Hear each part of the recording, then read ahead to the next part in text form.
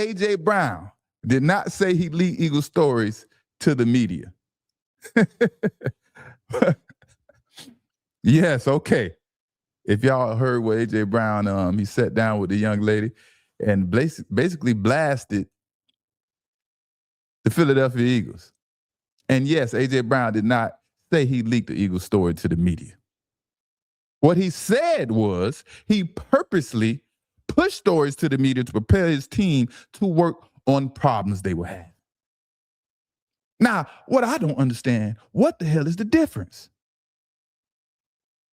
What is the difference between what A.J. Brown said and leaking stories? It's all the same thing. I mean, you don't have to be anonymous a source and say something crazy, right? If you say something crazy and people know who you are, they don't know who you are, they're gonna figure it out somehow, some way. You know what I mean? But I want to know, like, how does A.J. Brown teammates trust him after hearing his comments about putting out stories to help motivate his teammates? Not leaking stories to bash teammates or things like that. I guess he doesn't want it to sound like that. Even though he set the situation up nice and beautiful, he doesn't want it to sound like that. But if I had to trust A.J. Brown as a teammate of mine, I wouldn't hold anything against him at first, right? I wouldn't hold those comments against him. But how he handles adversity moving forward would concern me. That would be my concern, basically. But as soon as anything starts happening, from A.J. Brown, now it's time to attack the issue head on and make sure A.J. Brown or his issues isn't a problem moving forward where he can't be a cancer to the team. I was genuinely confused who and what was the problem when the Eagles had internal conflicts on the team. I didn't know which way it came from. A lot of us assumed it was Jalen Hurts, and some of us assumed it was A.J. Brown. Right? It was a little confusing, but all the signs continued to point towards A.J. Brown.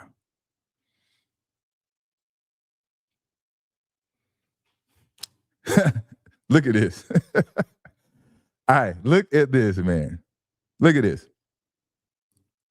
Now, I don't know if it's this is just weird to me, but this is some weird shit going on. I'm telling you, this is some weird shit going on right here.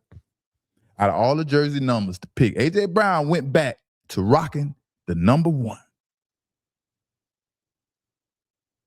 Mr. Uno. Isn't that what they call Jalen Hurts in Philly? Uno. He went back to rocking number 1. Now, I understand A.J. Brown wore number 1 in college. But since he's been in the NFL, the league, he has rocked number 11. I'm just saying. And yeah, maybe he did want to switch back to rocking number 1 when he was traded to the Eagles, but it was already taken by Uno, Jalen Hurts. But after hearing everything that A.J. Brown had to say, setting up a beautiful moment, setting up a moment where he's feeling comfortable in his house, I think it was his house. He picked the person he wanted to interview him. So after watching and hearing what he had to say, after he expressed his feelings, it only makes it seem like A.J. Brown has a little jealousy going on here. That's all I could think of. To me, it seems like A.J. Brown has some character issues, some issues with, I don't know. I mean, he had an awesome career in Philly. Sometimes he wasn't getting the ball probably as often as he wanted and things like that. But it's not this deep. Not this deep how he making it. You know what I mean? But why, if you ask A.J. Brown, do I think A.J. Brown has shown that he has some jealousy tendencies and things like that? I only could think that this is part of his character. Everything that he has shown. He says there is no bad blood. Him and Jalen Hurts basically grew apart. A.J. Brown said he and Jalen Hurts' friendship isn't as close as it once was. And they basically grew apart. When I hear someone take that stance, like A.J. Brown did, admitting nothing happened, but admitting their friendship isn't the same anymore, that just tells me the issues are coming from A.J. Brown. If someone stands up and say, me and such don't have any issues, we just grew apart. 9 times out of 10, the issues and the problem is coming from that person. They just don't want to admit it. They don't want to take accountability for their actions. How much growing apart from your teammate can there be? How much growing apart can there possibly be? Unless your teammate is out here doing some outrageous, crazy things that could jeopardize our livelihoods and things like that. But football players don't even hang out as much as, they once was in their younger days. When you get older, you stop hanging out. You may talk on the phone from time to time. So as far as coming to the locker room, getting ready to whoop the next opponent's ass, how much growing apart is there to be? What possibly changed to make A.J. Brown feel that way? Man, Jalen Hurts is probably somewhere so confused, looking at Jalen Hurts like, what is going on? One thing I hope we can put to bed, or you can speak to once and maybe not have to again, is the relationship with Jalen Hurts. Because that seemed to become just a central point of focus and tension towards the end of your tenure as an Eagle. How would you describe your relationship right now? Not as close as we once were. And I believe that's fine. It's like there's no bad blood. There's actually still a lot of love. I love him. I love him to death. I want him to succeed and accomplish all the things that he wants to accomplish. I didn't truly understand why our friendship became the center of everybody's attention when it came to football, because, looking back on it, we haven't been as close as we were a couple of years now, but that didn't stop anything.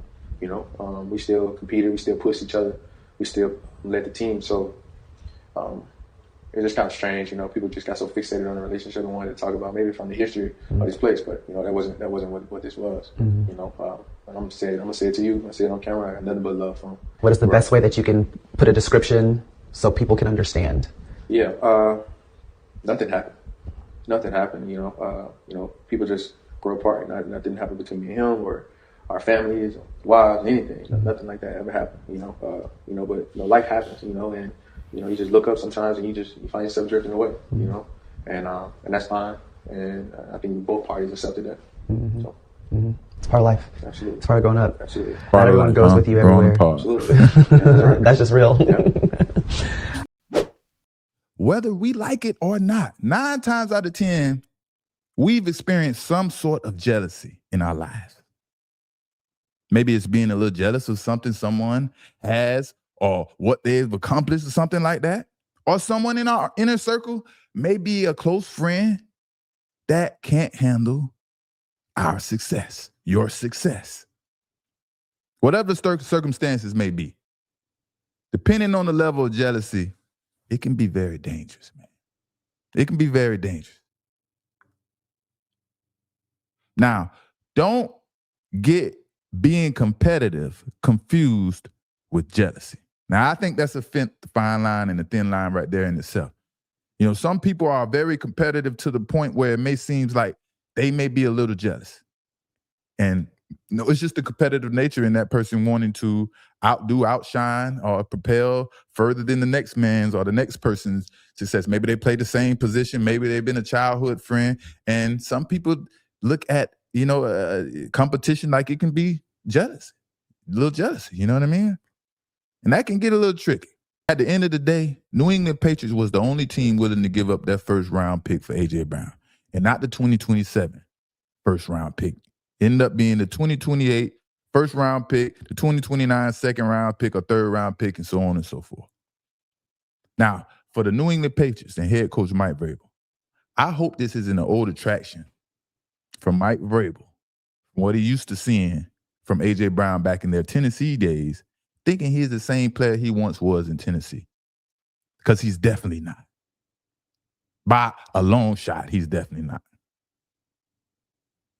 But what I don't understand is why would A.J. Brown purposely set up a moment to say what he had to say, along with all the other signs he showed us That only tells me AJ Brown was definitely the problem.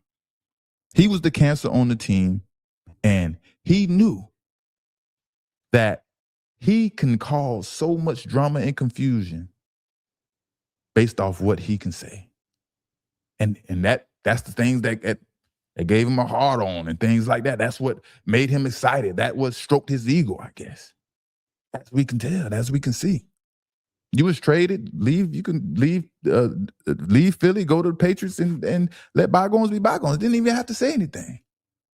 But there are so many incidents that occurred during AJ's time with the Eagles that pointed directly to him as the teammate, as the teammate, as the cancer on the team, you know? From him showing a lack of respect to the head coach, to him giving up on plays when probably would have been touchdowns. Jalen Hurts is putting the ball out there, you know, trying to target A.J. Brown while he complaining about not getting the football. Plus, A.J. Brown being a distraction on and off the football field. Now, there's a rumor going around that I'm hearing that part of the problem was A.J. Brown had a problem with Jalen Hurts not targeting him and throwing those balls in those tight window spots. If he's saying that was a problem and he's making an issue out of that, that is very petty and minor. It only continues to point at A.J. Brown as him having some character flaws. And the Patriots better watch out because people can't hide from themselves too long. It's only so long they can fake it until they make it, or fake it until they have the leverage to be who they really want to be. Like I said, as the Patriots are concerned, I can see A.J. Brown being a success. Like I said, put him in the same place as Stephon Diggs, he's going to have a lot of success. Minus the character issues and character flaws, you know. When it's time to play football, for the most part, he goes and play football. But giving up on plays and quitting on your teammates is a no-no. Can't do that. Now the pressure is on A.J. Brown to make things right and prove that he wasn't the problem. Even if he understands he's the problem, he's going to try to prove that he wasn't the problem. He will be on his best behavior for at least the first couple of years, as long as he can hold any of his diva ways back. It's hard for receivers to hold it back. The receivers are naturally a diva. They're not born to have that dog in them as an NFL prospect. The defensive players, cornerbacks, safeties, you know, you have to be a dog to play on defense. Offensive players, they are divas. They pretty. You know, give me the ball. That's their thing. But A.J. Brown said it himself, man. He put stories out to help his team, basically, right? To help propel his team or help his team work on issues. Now, he has brought some unwanted attention to the New England Patriots. A lot of unwanted attention. Attention that may make or rub some of the players the wrong way. Because now they're probably scared and concerned about conversations in the private that they might have with A.J. Brown, worried if he may go tell someone. And now he want to go back and say he won't do this anymore, but the damage is already done. Everyone already knows and understands exactly who you are, A.J. Brown. Now, the New England Patriots, they had a pretty good receiving group after they signed Romeo Doubs. Right? They had Romeo Doubs and they had DeMario Douglas. It was pretty cool. It was pretty set. Along with can't think of his Mac, can't think of his name. But they already was pretty cool at this receiving group, right? Now, only thing I can see moving forward is A.J. Brown coming into this receiving quarters, receiver room, and when things not going his way, I got to go back to acting like I normally act. I got to show him who I really am because I demand the football. But he got Coach Mike Vrabel on his side, man. And I know Coach Vrabel, being that he's been fighting for, 2+ years to bring A.J. Brown over there and make amends with him. So he's going to make sure, or not make sure, he's going to try his hardest to make sure A.J. Brown is getting the football. And Josh McDaniels is a hell of an offensive coordinator. I will put him down as top 3, top 5 in the history of the NFL. And Josh McDaniels, he's a very awesome offensive coordinator. So like I said, A.J. Brown, he will be a success for the New England Patriots, but how long that success will last before he blows up the spot make everything about him, from reading the books on the sideline to attacking the coach, to accusing his teammates of stealing his car and telling people he's on that and he want to run a fade and all those different type of things. Same thing in Tennessee, man. Can't hide from yourself. So, like I say, wide receivers are natural divas, man, and A.J. Brown is a diva along with all the other receivers. And we'll see how, man, this plays out.